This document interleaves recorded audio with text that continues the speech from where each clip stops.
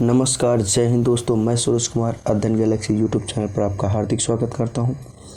मैं आज आपके सामने फिर से उपस्थित हूं सुपर टेट परीक्षा के एक अत्यंत महत्वपूर्ण टॉपिक लेकर।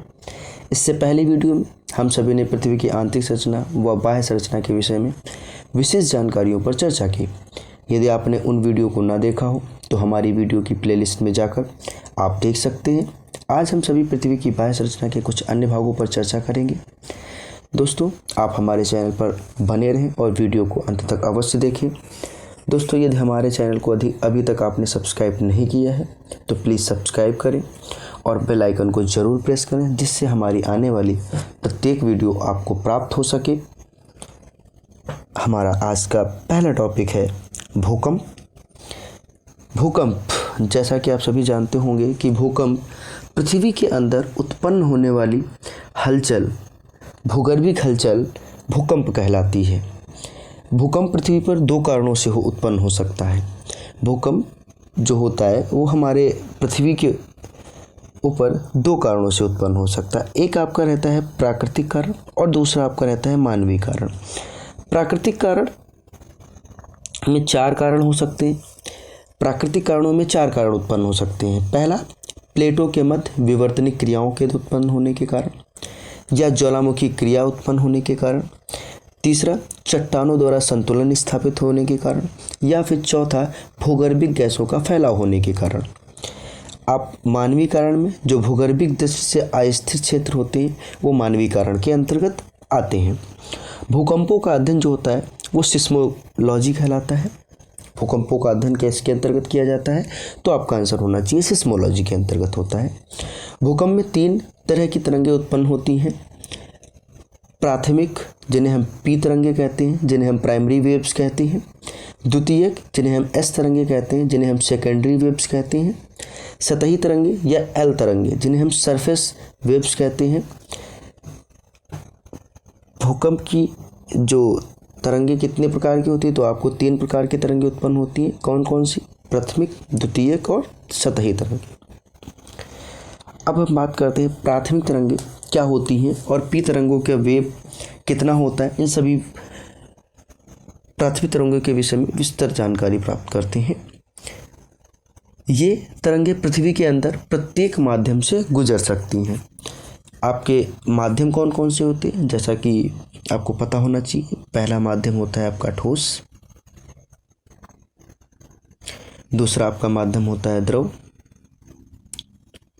पदार्थ की अवस्थाएं होती हैं उसी को हम माध्यम कह देते हैं, और तीसरा आपका माध्यम रहता है गैस।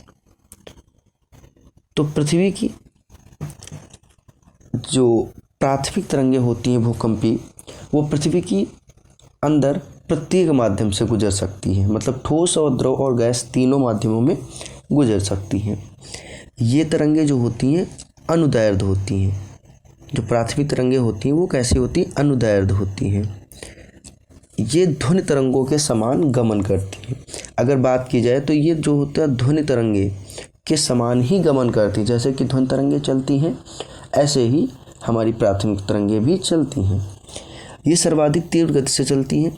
और प्राथमिक तरंगों की अगर बात की जाए तो प्राथमिक तरंगे अन्य दोनों तरंगों की अपेक्षा तेज गति से, तीव्र गति से गमन करती हैं। इन तरंगों का वेग अगर बात की जाए तो 8 किलोमीटर पर सेकंड होता है। पृथ्वी से गुजरने के लिए इन तरंगों द्वारा अपनाया गया मार्ग जो होता है वो नतोदर कहलाता है। आपका क्वेश्चन कुछ इस प्रकार बन सकता है कि भूकंप की किन तरंगों का भूकंप की प्राथमिक तरंगों का जो गमन पथ होता है या गुजरने के लिए जो तरंगों द्वारा बनाया गया मार्ग होता है वो कैसा होता है? तो आपका आंसर हो जाना चाहिए नतोदर। द्वितीयक तरंगे, जिन्हें हम एस तरंगे कहते हैं, उनके विषय में चर्चा करते हैं। ये तरंगे जो होती हैं पदार्थ की ठोस अवस्था में ही गमन कर सकती हैं। ये पदार्थ की कौन सी अवस्था में गमन कर सकती हैं? सिर्फ ठोस अवस्था में गमन कर सकती हैं। ये तरंगे जो होती हैं वो अनुप्रस्थ तरंगे होती हैं। आपको पता है कि प्राथमिक तरंगे जो है वो भी मैंने बताया वो कौन सी होती हैं? अनुदैर्ध्य होती हैं। और द्वितीयक तरंगे कौन सी होती हैं? ये होती हैं अनुप्रस्थ होती हैं। ये तरंगे जो होती हैं प्रकाश तरंगों के ही भांति गमन करती हैं। प्राथमिक तरंगे किसके भांति गमन करती हैं? ध्वनि तरंगों के समान। और द्वितीयक तरंगे प्रकाश तरंगों की भांति समान। जो द्वितीयक तरंगे होती हैं ये लगभग 3000 किलोमीटर चलने के बाद पृथ्वी के अंदर नहीं जा सकती हैं और वो सतह की ओर मुड़ जाती हैं। जैसा कि ये पृथ्वी की आपकी सतह है और अगर द्वितीयक तरंगे ऐसे आ रही थी तो ये यहाँ 3000 किलोमीटर चलने के बाद फिर सतह की ओर मुड़ जाएंगी और कहीं ना कहीं भूकंप उद्गार कर देंगी, जिन्हें हम भूकंप केंद्र भी कहते हैं। ये जो तरंगे होती हैं क्रोड में अनुपस्थित होती हैं। द्वितीयक तरंगे क्या होती हैं? क्रोड में अनुपस्थित होती है। पृथ्वी की 3 परतें होती हैं, जैसे आंतरिक संरचना के विषय में हम लोगों ने चर्चा की थी जब, और यदि आपने उन वीडियो को ना देखा हो तो हमारी वीडियो की प्लेलिस्ट में जाकर आप देख सकते हैं। पृथ्वी की 3 परतें होती हैं, क्रस्ट, मेटल और कोर। तो ये तरंगे जो होती हैं वो क्रोड में अनुपस्थित होती हैं। इनका वेग जो होता है, द्वितीयक तरंगों का वेग जो होता है वो 4 किलोमीटर पर सेकेंड होता है। द्वितीयक तरंगे के बाद हम लोग बात करते हैं सतही तरंगे, जो एल तरंगे कहलाती हैं, जिसे हम धरातली तरंगे भी कहते हैं। ये तरंगे केवल धरातल पर ही गमन करती हैं, इसलिए इन्हें धरातली तरंगे या लंबी तरंगों के नाम से जाना जाता है। इन तरंगों की खोज SD लव ने की थी, इसलिए इन्हें लव वेव्स के नाम से भी पुकारा जाता है।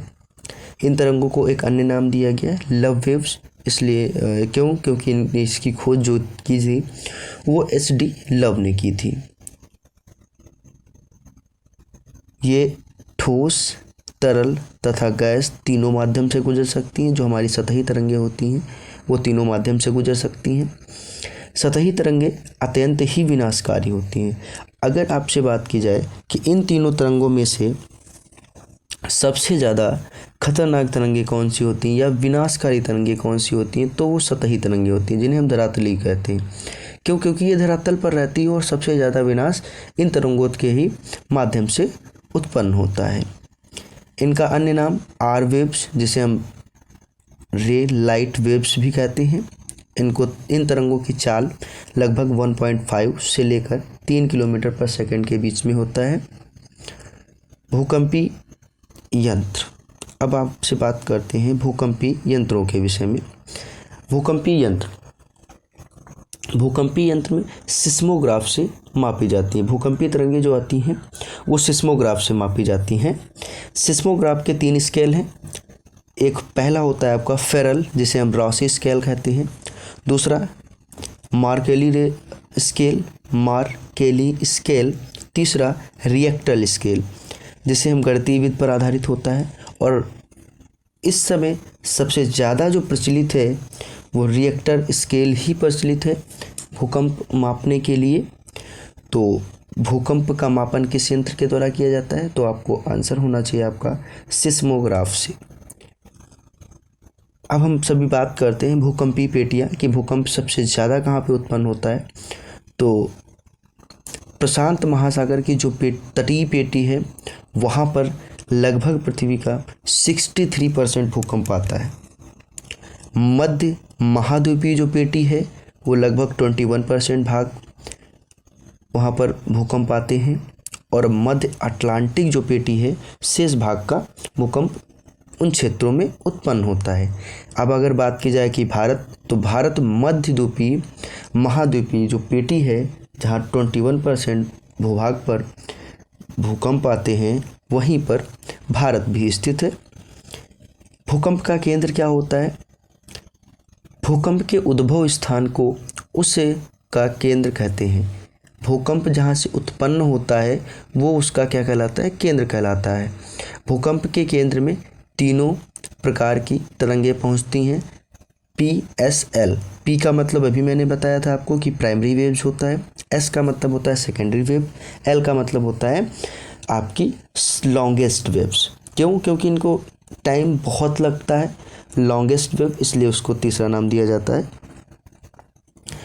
अभिकेंद्र क्या होता है? भूकंप के केंद्र के ठीक ऊपर पृथ्वी की सतह पर स्थित जो बिंदु होता है वो भूकंप का अभिकेंद्र कहलाता है। अभिकेंद्र पर सबसे पहले P तरंगे पहुंचती हैं। अंतःसागरीय भूकंपों द्वारा उत्पन्न लहरों को जापान में सुनामी कहा जाता है।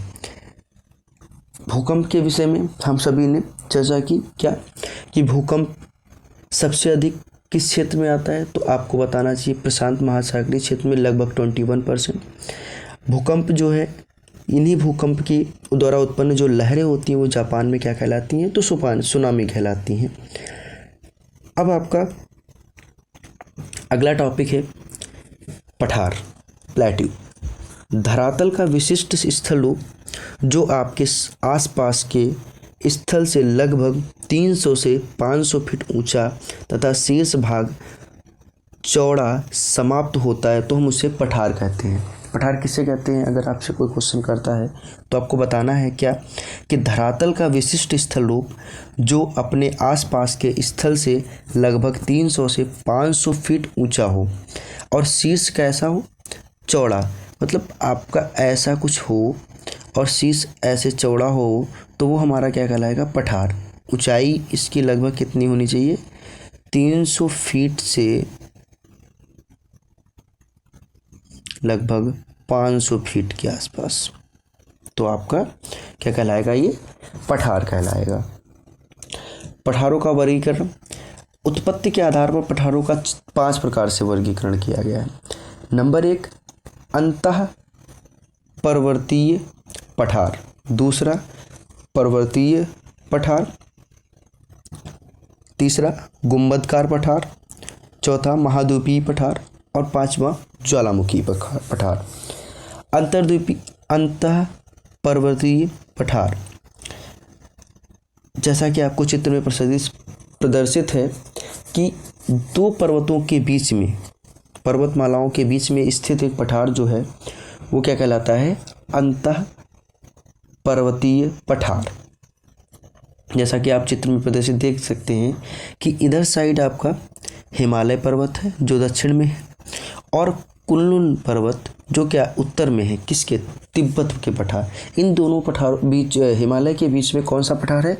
तो तिब्बत का पठार। आपको बहुत इंपॉर्टेंट क्वेश्चन यहाँ से बनता है कि जो तिब्बत का पठार है उसके दक्षिण में क्या स्थित है, तो आपको बताना होगा ग्रेट हिमालय, और उत्तर में क्या स्थित है? तो कुनलुन पठार पर्वत स्थित है। पर्वतमालाओं के बीच बने पठार जो होते हैं वो अपने क्या कहलाते हैं? अंतः पर्वतीय पठार कहलाते हैं। तिब्बत का पठार, इसमें उदाहरण आ जाते हैं तिब्बत का पठार, यूक्रेन का पठार अलास्का में, बोल्विया का पठार, बहुत से ऐसे पठार आपके होते हैं।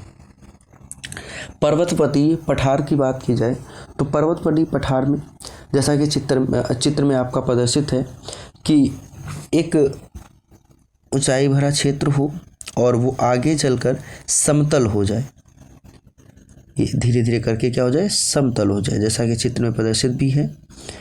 और पर्वत तल व मैदान के बीच उठे समतल भाग को हम क्या कहते हैं?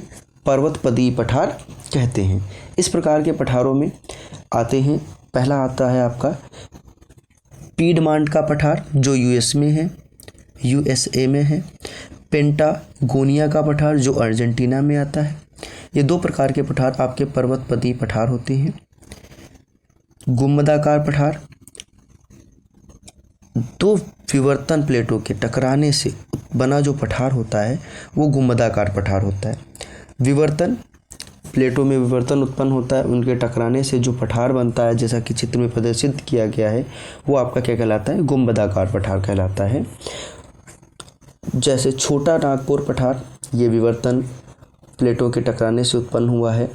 रामगढ़ का गुंबद पठार जो कि भारत में है। ये सभी पठार जो उदाहरण है वो गुंबदाकार पठार के उदाहरण है। महाद्वीपीय पठारों के विषय में चर्चा करें तो महाद्वीपीय पठार जैसा कि चित्र में प्रदर्शित है, जब पृथ्वी के भीतरी जमा लैकोलित भूपृष्ठ के अपर्दन के कारण सतह पर उभर आता है तो वो महाद्वीपीय पठार कहलाता है। जैसा कि हम सभी ने चर्चा की थी हमारे इसके पिछले वीडियो में, पृथ्वी की ज्वालामुखी में कि उसके क्या क्या भाग होते हैं, तो लैकोलित और लोकोलित और ऐसे मैंने कई भागों पर चर्चा की थी। उसी में से जब पृथ्वी के भीतर जमा जो लैकोलिथ पदार्थ होता है वो भूपृष्ठ पे उभर आता है, तो उसके अपर्दन के कारण सतह पर जो ऊंची आकृति बनती है, जैसा कि चित्र में प्रदर्शित है, वो महाद्वीपीय पठार कहलाता है। जैसे दक्षिण का पठार और ब्राज़ील का पठार इसके प्रमुख उदाहरण हैं। ज्वालामुखी पठार क्या होते हैं? ज्वालामुखी से निकलने वाला जो लावा होता है उससे निर्मित पठार जो होते हैं वो आपके ज्वालामुखी पठार हैं, जैसा कि चित्र में प्रदर्शित किया गया है। दक्कन का पठार, मालवा का पठार और कोलंबिया का पठार आदि ज्वालामुखी पठार के उदाहरण हैं। अब बात करते हैं मैदान, प्लेन्स। 500 फीट के कम ऊंचाई वाले जो भूपृष्ठ के समतल भाग को जो है हम लोग मैदान कहते हैं। मैदान के प्रकार, मैदान के मुख्यतः 2 प्रकार होते हैं, अपर्दनात्मक मैदान और निक्षेपात्मक मैदान। निक्षेपात्मक मैदान से अपर्दनात्मक जो मैदान होते हैं उनके लगभग 5 प्रकार होते हैं। संप्रदाय मैदान, कास्ट मैदान, रेगिस्तानी, लोएस मैदान, ग्लेशियन मैदान। अपर्दनात्मक मैदान जो होते हैं वो नदी, हिमानी, पवन जैसी शक्तियों के अपर्दन से बने मैदान अपर्दनात्मक मैदान कहलाते हैं। संप्रदाय मैदान, इसके अंतर्गत पहला मैदान आता है संप्रदाय मैदान। जैसा कि आपको चित्र में प्रदर्शित है कि एक बहुत बड़ा ऊंचा पर्वत था, उसका अपर्दन होते हुए, मतलब उसका कटाव होते होते नदी से हो या हिमानी से हो या किसी भी सी वस्तु से हो, उसका कटाव होते होते और धीरे धीरे मैदान जैसा एक भाग बना देते हैं, जैसा कि चित्र में प्रदर्शित है, तो वो हमारा क्या कहलाता है? संप्रदाय मैदान कहलाता है, संप्राय मैदान कहलाता है। कास्ट मैदान, कास्ट मैदान जो होता है, जैसा कि चित्र में प्रदर्शित है, एक बड़ा ऊंचा पर्वत हो और उसका अपर्दन हो के कम समय में ही एक मैदान का रूप धारण कर ले, तो वो हमारा क्या कहलाता है? कसर्ट मैदान कहलाता है। अगला है आपका रेगिस्तानी मैदान। जैसा कि चित्र में प्रदर्शित है, रेगिस्तान का भाग हो और धीरे धीरे अपर्दन होते होते वो कैसा बन जाए? मैदान का भाग ले ले, तो वो आपका रेगिस्तानी मैदान कहलाता है। इसके बाद ग्लेशियर मैदान जो होते हैं, जिसे हम ग्लेशियल कहते हैं, 2 ग्लेशियर हों जो धीरे धीरे से पिघलते रहें, तो वो जो मैदान बनते हैं वो ग्लेशियल मैदान कहलाते हैं। हिम के जमाव के कारण निर्मित दलदली मैदान जहाँ केवल वन पाए जाते हैं, यहाँ पर सिर्फ और सिर्फ वन पाए जाते हैं ग्लेशियल मैदान में, और कुछ नहीं पाया जाता है। कास्ट मैदान, चूने पत्थर की चट्टानों के घुलने से निर्मित मैदान जो होते हैं वो कासर्ट मैदान कहलाते हैं। निक्षेपात्मक मैदान क्या होते हैं? नदी निक्षेप द्वारा बड़े बड़े मैदानों का निर्माण होता है। इनमें गंगा, सतलज, मिसिसिपी, हुआंगो के मैदान प्रमुख हैं। जड़ोल का मैदान, डेल्टा का मैदान, इस प्रकार के मैदानों के उदाहरण हैं, प्रमुख उदाहरण है। वन एक जैविक इकाई है जिसमें जीव समुदायों का एक विस्तृत संगठन क्रियाशील होता है। इस विशेष संगठन में न केवल पेड़ पौधे बल्कि पादप जगत से कई अन्य जीव समूह जैसे झाड़ी, औषधि, काई, लाइकेन या शैवाल, फफूंद और भी जीव समूह फैलते फूलते हैं, वहाँ पर वन कहलाते हैं। अब हम लोग देखते हैं वनों के प्रकार। वनों के कई प्रकार हैं। पहला है उष्णकटिबंधीय वन। इस प्रकार के वन विषुवत रेखीय प्रदेशों में पाए जाते हैं। जो उष्णकटिबंधीय वन होते हैं वो विषुवत प्रकार के जो विषुवत रेखीय प्रदेशों में पाए जाते हैं, जहाँ लगभग 200 सेंटीमीटर से अधिक वर्षा होती है। इनमें पेड़ों की पत्तियाँ चौड़ी होती है। यहाँ के जो पेड़ होते हैं उनकी पेड़ों की पत्तियाँ कैसी होती हैं? चौड़ी होती हैं। यहाँ के वृक्षों के लिए 200 सेंटीमीटर की वर्षा, उससे भी अधिक वर्षा की आवश्यकता होती है। विश्व का सबसे बड़ा सांप, जिन्हें हम एनाकोंडा कहते हैं, वो उष्णकटिबंधीय वन में ही पाए जाते हैं। उष्णकटिबंधीय वन में ही पाए जाते हैं। उष्णकटिबंधीय अर्ध पर्णपाती वन आपका दूसरे प्रकार का वन होता है। इन वनों के लिए लगभग 150 सेंटीमीटर से कम वर्षा वाले क्षेत्र की ज़रूरत होती है या आवश्यकता होती है। इन वनों में साल, सागवन, बांस आदि इसी वन में पाए जाते हैं। विषुवत रेखीय वन, इन वनों में वृक्ष और झाड़ियों का मिश्रण होता है। जैतून, कार्क तथा ओक यहाँ के मुख्य वृक्ष हैं। टैगा वन, ये सदाबहार वन होते हैं। टैगा वन जो होते हैं वो आपके सदाबहार वन कहलाते हैं। इन वृक्षों की पत्तियाँ कैसी होती हैं, तो इन वृक्षों की पत्तियाँ जो है नुकीली होती हैं। टुंड्रा वन, यह बर्फ से ढका रहता है। गर्मी में यहाँ मांस और लाइकेन उगते हैं। पर्वतीय वन, पर्वतीय वन जो होते हैं यहाँ चौड़ी पत्ती वाले शंकुधारी वृक्ष पाए जाते हैं। वन सम्मेलन, हमारी वन संपदा को मानव द्वारा क्षति पहुंचाई जा रही थी, इसलिए हमारे विश्व संगठनों में कुछ सम्मेलन आयोजित किए गए। उन सम्मेलनों का आयोजन कब से शुरू हुआ, इनसे विषय में चर्चा करेंगे। और वार्षिक द्विवर्षीय जो एक रिपोर्ट आती है वन रिपोर्ट, उसके विषय में भी चर्चा करेंगे। तो बने रहें इस वीडियो में हमारे साथ। प्रथम जो वन सम्मेलन हुआ वो 2011 में हुआ। प्रथम जो वन सम्मेलन हुआ वो कब हुआ, तो 2011 में। प्रथम वन सम्मेलन 2011 में हुआ। संयुक्त राष्ट्र महासभा ने वर्ष 2011 को अंतर्राष्ट्रीय वन के रूप में घोषित किया। संयुक्त राष्ट्र महासभा ने वर्ष 2011 को क्या घोषित किया, अंतर्राष्ट्रीय वन वर्ष के रूप में घोषित किया। इसका विषय था बदलती दुनिया में वन। जो हमारे वन सम्मेलन का जो विषय था वो था बदलती दुनिया में वन। इसका आयोजन लगभग 20 से 25 नवंबर में 2011 में कहाँ किया गया, तो नई दिल्ली में किया गया। इसका आयोजन कहाँ किया गया था, कि नई दिल्ली में किया गया था। तो वन सम्मेलन, प्रथम वन सम्मेलन कहाँ हुआ, तो नई दिल्ली में। कब हुआ, तो 2011 में। इसका विषय क्या था, तो बदलती दुनिया में वन। भारतीय वन वनस्पति सर्वेक्षण, वन और वनस्पति सर्वेक्षण के विषय में चर्चा करते हैं। वनस्पति सर्वेक्षण कब हुआ, तो 13 फरवरी 1980 ईस्वी में पहला आपका वनस्पति सर्वेक्षण हुआ। इसके संस्थापक जो थे वो सर जॉर्ज किंग थे और इसका मुख्यालय जो है वो कोलकाता में है। इसका मुख्यालय कहाँ है, कोलकाता में। किसका, भारतीय वनस्पति सर्वेक्षण का। भारतीय वन सर्वेक्षण की शुरुआत और वन सर्वेक्षण क्यों होता है, इन सभी के विषय में चर्चा करते हैं।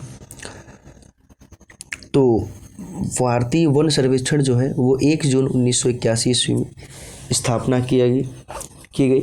इसका मुख्यालय देहरादून है। भारतीय वन सर्वेक्षण का मुख्यालय कहाँ है, तो आपका देहरादून आपका आंसर होना चाहिए। इसके कई क्षेत्रीय कार्यालय भी, जैसे शिमला, कोलकाता, नागपुर और बेंगलुरु इसके क्षेत्रीय कार्यालय हैं। इसका कार्य क्या है, देश के वन क्षेत्रों और वन संसाधनों से संबंधित सूचना एवं आंकड़ों एकत्रित करना। अधीन किसके हैं, तो पर्यावरण मंत्रालय के। प्रकाशन कौन करता है, तो स्टेट ऑफ फॉरेस्ट रिपोर्ट में। प्रथम प्रकाशन कब किया गया, तो 1987 में। तो आपसे अगर कोई क्वेश्चन पूछता है कि प्रथम भारतीय वन सर्वेक्षण रिपोर्ट कब प्रकाशित की गई, तो 1987 ईस्वी में। इसका स्वरूप क्या है, तो हर दूसरे वर्ष देश के वन क्षेत्रों का मूल्यांकन दूर संवेदी उपग्रह के आंकड़ों का डिजिटलीकरण करके विश्लेषण करना होता है। भारतीय वन रिपोर्ट, वन सर्वेक्षण रिपोर्ट 2019।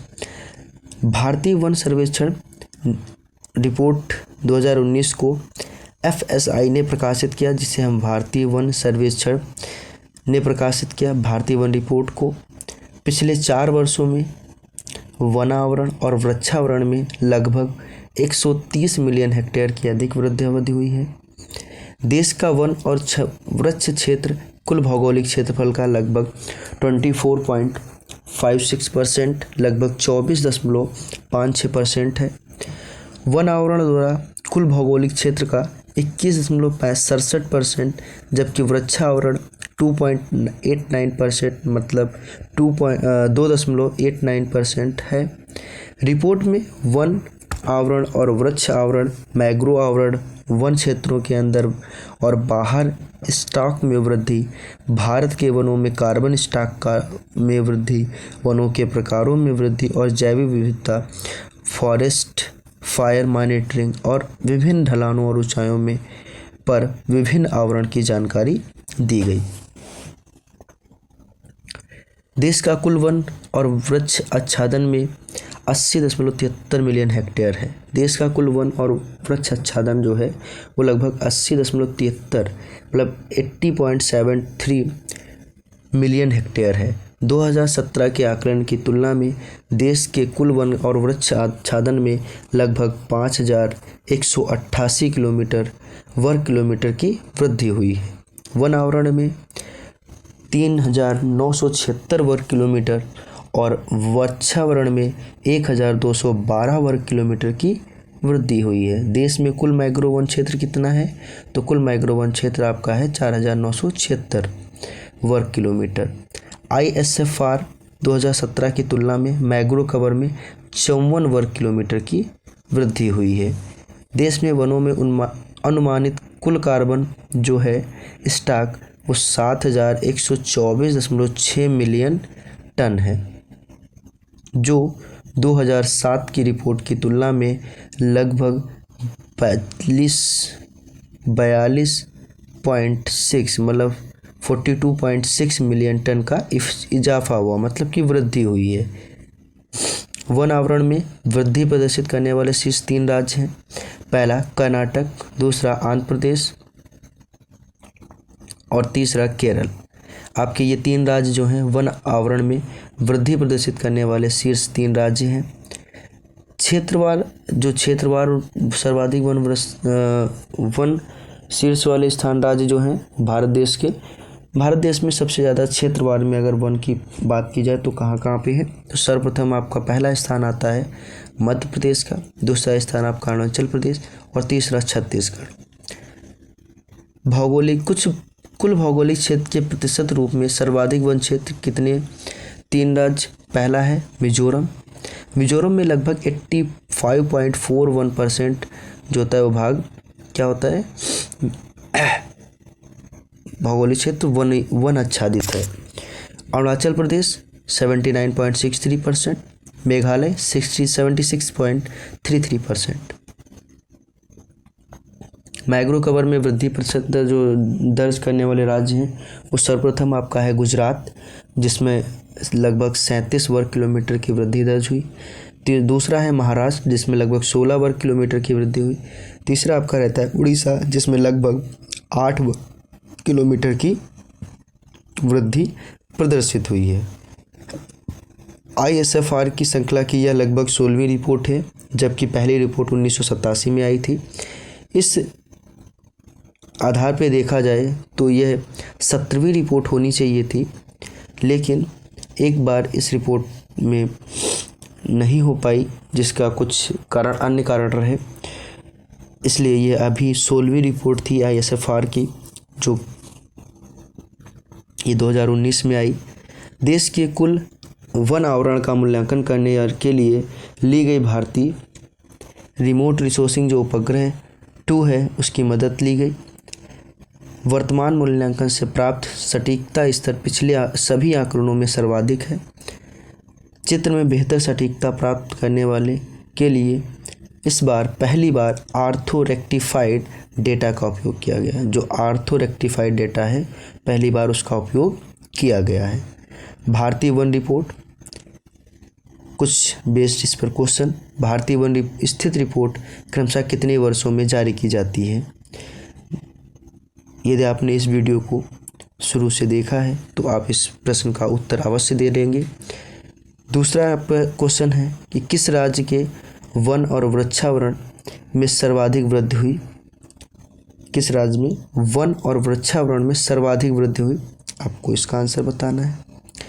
क्षेत्रफल की दृष्टि से भारत का कौन सा राज्य वन और वृक्षारोपण के मामले में पहले स्थान पर है? वृक्षारोपण के मामले में पहले स्थान पर। तो आपके ऑप्शंस कुछ इस प्रकार, पहला उड़ीसा, दूसरा छत्तीसगढ़, तीसरा जो मिसप्रिंट हुआ इसको आप कह सकते हैं मेघालय,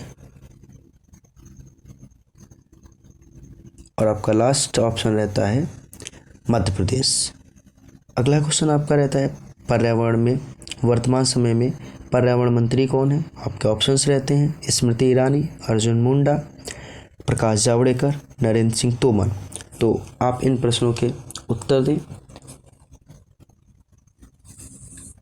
और इस YouTube चैनल पर बने रहें। धन्यवाद। जय हिंद। अगर वीडियो अच्छी लगी हो तो वीडियो को लाइक करें, शेयर करें और हमारे चैनल को सब्सक्राइब करें। जय हिंद। मिलते हैं अगले वीडियो में।